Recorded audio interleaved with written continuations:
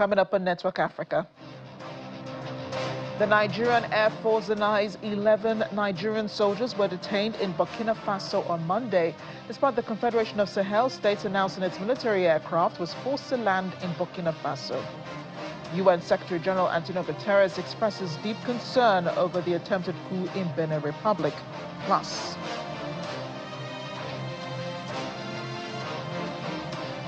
DRC President Felix Tshisekedi accuses Rwanda of breaking Trump's ceasefire deal on day one.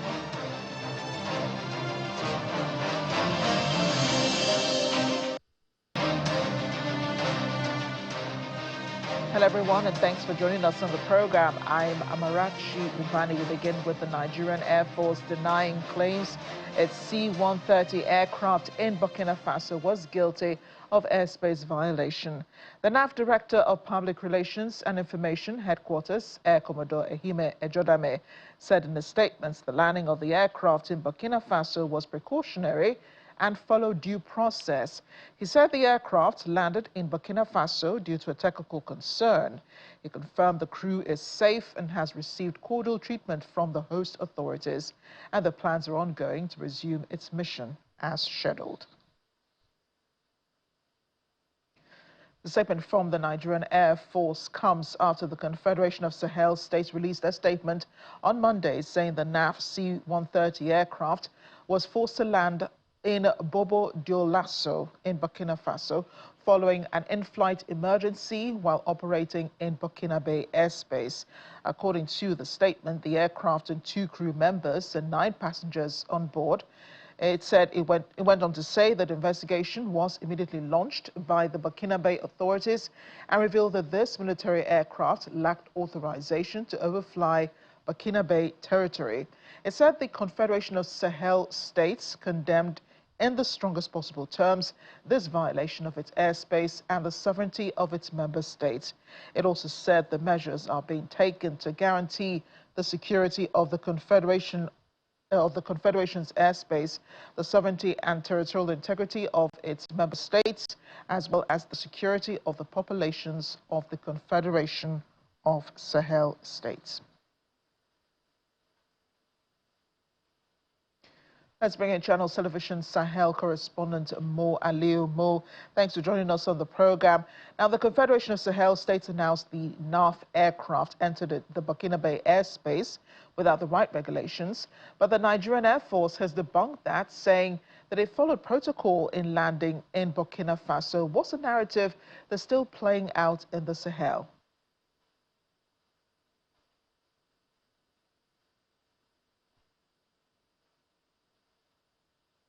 Well, yeah, thank you for having me. I'm merely a geopolitical, flexing of muscles between the AES states and the ECOWAS states led by Nigeria.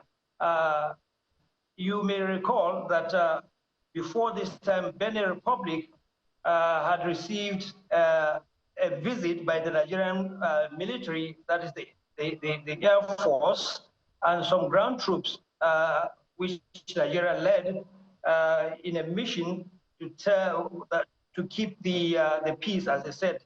But the AES states have a stake, so it seems, in Benin Republic, taking this route. That means one other West African nation is now joining them. Therefore, when this C-130 aircraft landed in Bobo Dioulasso, which is a border city close to the Malian border, a lot of challenges where you don't understand the AES states thought that an effort was being made by the Nigerian authorities, you understand, to run some military action inside their territory, even though the Nigerians say that that is not so. But from reports I'm receiving on the ground, a newspaper, the largest newspaper, and many other newspapers in the country have published editorials condemning the action of the Nigerians and ECOWAS, saying that this is just a way of ratcheting up the pressure they are now trying to find any means possible to blame Nigeria for this action. From what I'm seeing over here, they are trying to score some political points. Amarachi. Yeah, you might be right in saying that, Mo. The hostility against not just Nigeria, but ECOWAS states is quite understandable. ECOWAS has deployed a standby force to Benin Republic following the attempted coup on Sunday. And even ECOWAS did try to mediate in some of, in the military takeovers in these Sahel states before the deployment of the standby force. But understandably, this military action by ECOWAS must have rubbed the Sahel states the wrong way. But the standby force is only restricted to Benin Republic and not anywhere else in the region, right? Well, yeah, you could say that, but remember, Nigeria also has a presence. There are Nigerian military officers on the ground. There are Nigerian troops, boots on the ground in under the ECOWAS mandate in Gambia and Guinea-Bissau. So it is possible that this C-130 aircraft was flying towards Gambia or Guinea-Bissau. You understand, Guinea-Bissau too recently had a military takeover, and therefore even though the Nigerian authorities have not explained why the aircraft was in the area, was in that region of Africa, very, very close to the Sahel states of Mali and Burkina Faso, it is very, very clear that these AES states see this as an attempt to meddle in their affairs, rightly or wrongly, but that is how they see it. Therefore, they are taking it very, very seriously. All three nations in the Association of Sahel States have released a joint statement condemning what they call Nigeria's interference in the affairs of their airspace, okay, getting into the airspace in the affairs of these three nations, because they are seeing an attack, as they say, on one as an attack on all. Amarachi. Well, thanks for pointing that out, Mo. That is very important to note the fact that, that military air base that Nigeria has in Guinea-Bissau, quite close also to the Sahel states. And, with the trend of coups happening in West Africa, you really can't understand, why these military takeovers are taking place. But just to look at the status of relations between the Confederation of Sahel States and the ECOWAS, even Nigeria individually, it does appear quite hostile, doesn't it, Mo? Considering that these states are governed by the military and that ECOWAS did at some point try to steer them back to civilian democracies.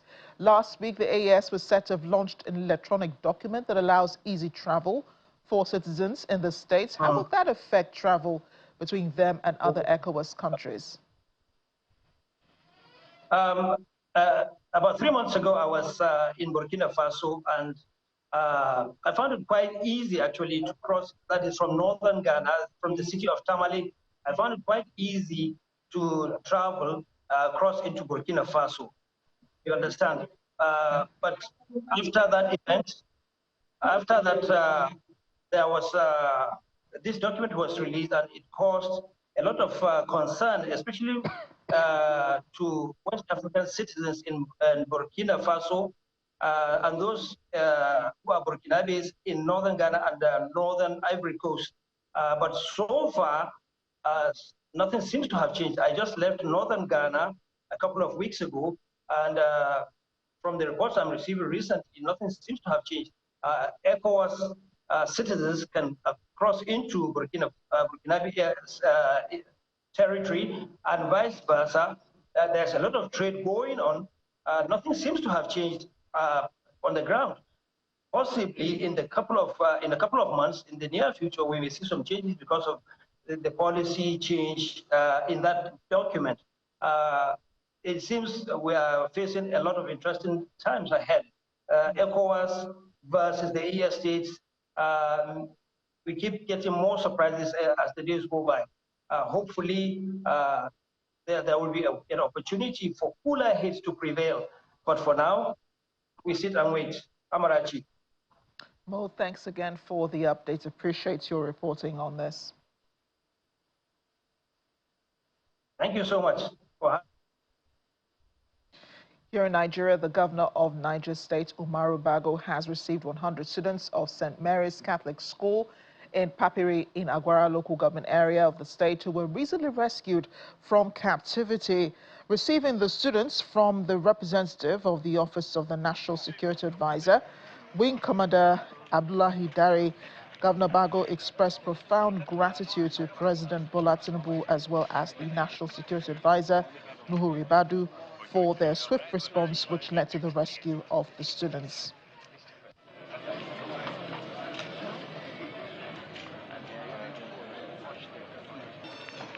I want to thank Mr. President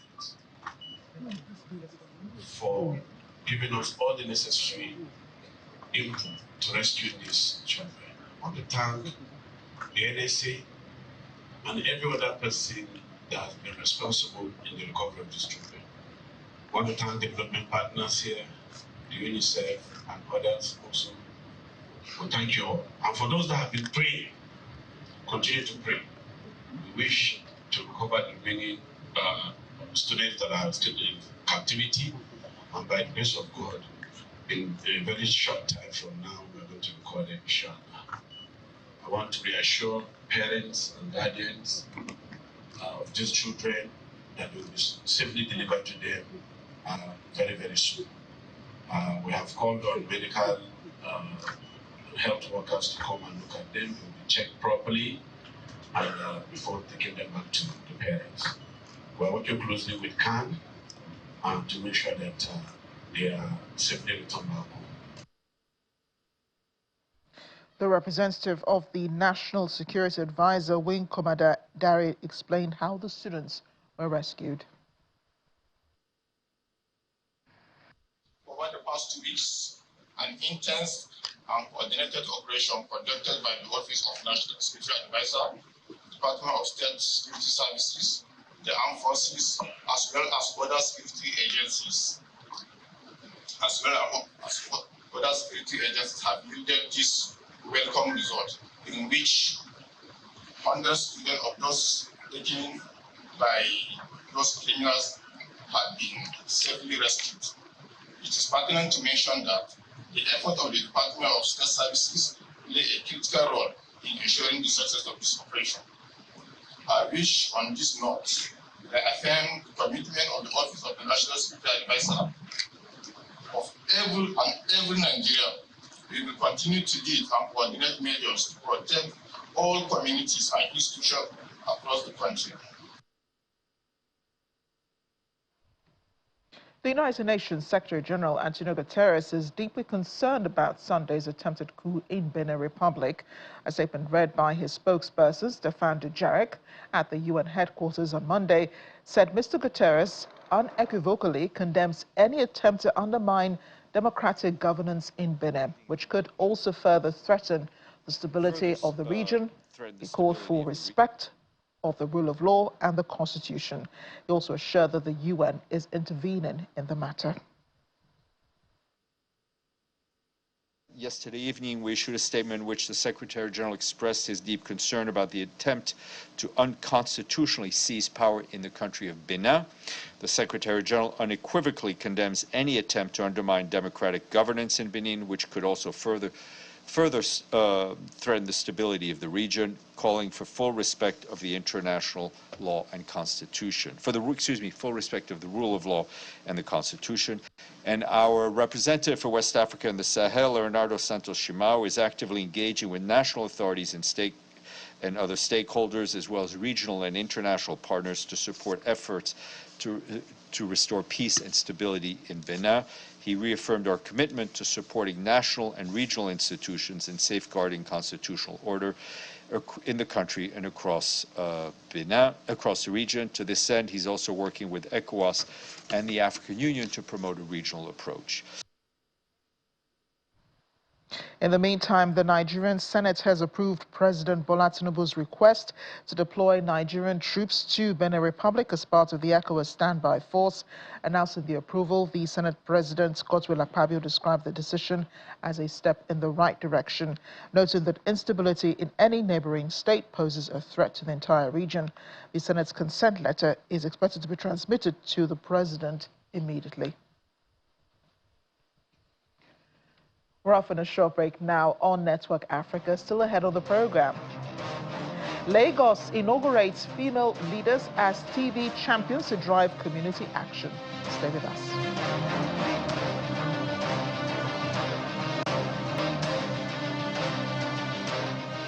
Welcome back to the Watching Network Africa. The ink is yet to dry on the President Donald Trump peace deal between the DRC and Rwanda.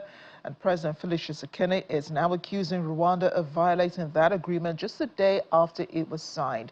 Addressing Parliament on Monday, President Tshisekedi accused Rwanda of breaking the deal just one day after dozens of armed groups are vying for control of the mineral-rich eastern DRC near the border with Rwanda. The most prominent rebel group, the M23, is backed by Kigali. Tshisekedi and his Rwandan counterpart, Paul Kagame, did sign the U.S. brokered deal in June. Last week, they were in Washington to finalize that agreement. Over the weekend, thousands of people in South Kivu were forced to flee their homes as fighting intensified. M23 rebels and Congolese forces have repeatedly accused each other of violating the terms of the ceasefire, which was agreed earlier this year. The rebels are supported by about 4,000 troops from neighboring Rwanda, according to UN experts. In Tanzania, security forces have been deployed to the streets to clamp down on Independence Day demonstrations, which were set to hold today, warning people to stay home. Activists, government opponents, and others had called for protests after the violent crackdown on demonstrations during the October presidential election. They say hundreds of people were killed and thousands arrested. Police had warned on Friday any demonstrations on the day, which is today, would be deemed unlawful since authorities had not received any formal notification from organizers. On Monday, Prime Minister Mwigulu Nchemba on social media platform X urged people to stay home without directly referring to the expected protests. The United Nations has called on the government to respect people's right to non-violent protests and warned against the use of excessive force. A contingent of 230 Kenyan police officers have landed in the Haitian capital, Port-au-Prince, to reportedly reinforce the country's public security and curb the expansion of criminal gangs. President of the Haitian Presidential Transitional Council, Laurent Saint-Cyr, welcomed the Kenyan officers in a ceremony where he reported that the foreign personnel will join the efforts of the country's national police and the armed forces to guarantee the 2026 election. He also promised the people of Haiti concrete results in terms of security. Alongside the arrival of the Kenyan police officers, another group of 100 officers completed their mission in Haiti and returned to their home country. This new reinforcement comes as the country continues to await the full deployment of the gang repression force, which is expected to reach a total strength of 5,500 members. The UN has stated this force will significantly reduce the number of and the influence of gangs, and within a year it will improve the living conditions of the population in Haiti. Politics in Uganda. Opposition candidate Bobi Wine has been campaigning in the capital, Kampala, drawing massive crowds as the country edges closer to pivotal elections. Wine's convoy was seen cruising through the capital on Monday, crowds lining the streets, waving Ugandan flags and chanting as they ran alongside his vehicle. In his address, he urged global media to call out President Yoweri Museveni and act proactively on human rights violations in Uganda. On Saturday, Bobi Wine accused Ugandan police of carrying out beatings and shootings during his rally in Gulu. Authorities defended their actions, arguing his team had organized illegal processions. The Electoral Commission condemned the violence, though Wine dismissed its response as weak. Police spokesperson Rosoke Kituma And Wine's team said that they're free to report the incident to Parliament for fair handling.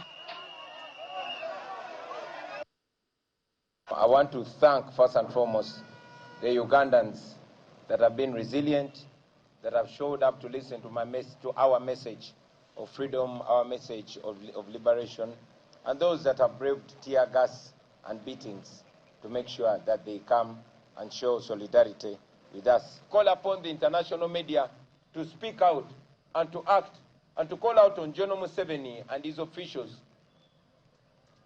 to respect the commitments of human rights that they are signatories to. Otherwise, it's as if the international community is waiting for the killings, just like what happened in Tanzania, in order to condemn them thereafter.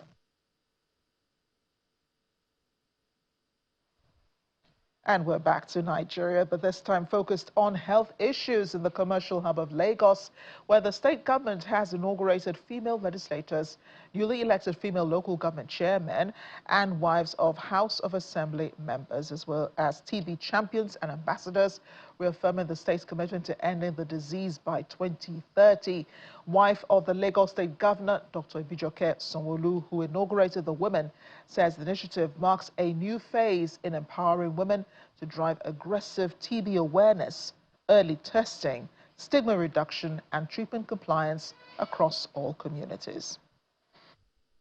Lagos South Alausa Ikeja is the venue for the inauguration of the newly selected female leaders who will be championing the campaign against tuberculosis across the 5 divisions of the state. The State Commissioner for Health, the First Lady of Lagos, wife of the Deputy Governor, and other medical practitioners are here to address one of the most infectious diseases, tuberculosis. TB remains a major public health challenge, but we're reminded that it is preventable, it is treatable, it is curable. And this happens when communities are informed, empowered, and mobilized. As tuberculosis TB champions in Lagos State, your leadership and commitment to TB control are crucial to our collective efforts and to end TB in Lagos.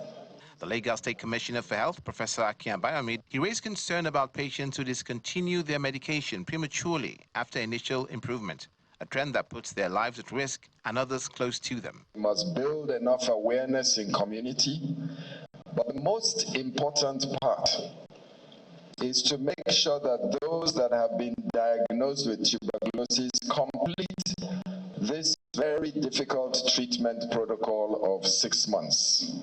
Some patients do not complete their treatment protocol. They take 2 months, 3 months, and they get tired and they stop because they feel partially better. This is the most dangerous thing that can happen to us in Lagos because it results in drug resistance. And what does that mean? We are now beginning to see an increasing number of tuberculosis that does not respond to the normal 6-month treatment. We now need to use some very, very expensive drugs and carry on the treatment for more than a year, sometimes up to 18 months. The World Health Organization and other partners say Lagos has set a benchmark for TB advocacy, which is yielding results. The WHO remains committed to supporting Lagos in strengthening primary health care and improving health outcomes for all. We congratulate all the honorees and wish you success as you serve with dedication and impact. Your title today is not symbolic, it is a responsibility. You are the bridge between government programs, health systems, and the everyday lives of our people. The message you carry into your communities will save lives. Dr. Ibijoke Sanwo-Olu disclosed that over 19,500 TB patients were notified in 2024, with 11,725 patients placed on treatment between January and September 2025, and emphasized that tuberculosis remains curable and treatable when communities are well informed and engaged. TB is a curable disease, yet it remains a remarkable public health challenge. We must work together to address the social determinants of health, reduce stigma, and increase access to quality TB services. Each and every one of us here are influencers on our own rights. The role we really want you to play is to talk about it and tell people out there that TB screening is free, treatment is free. Please go to the nearest primary health care general hospital near you. 4 legislators have been inaugurated as TB champions, invested 11 female council chairmen, and also inducted 46 chairmen's wives, as well as 36 wives of House of Assembly members as ambassadors in the ongoing statewide TB response to accelerate the pace towards ending tuberculosis by 2030. And finally on the program, did you know that more than half of the world's mobile money accounts are in Africa? Yeah, 12% of African adults have access to one, compared to just 2% worldwide. In Kenya, the figure stands at 58% across the continent. Only a third of adults have access to a traditional bank account. And now you know. And that's Network Africa today. Thanks for watching. I'm Amarachi Ubani.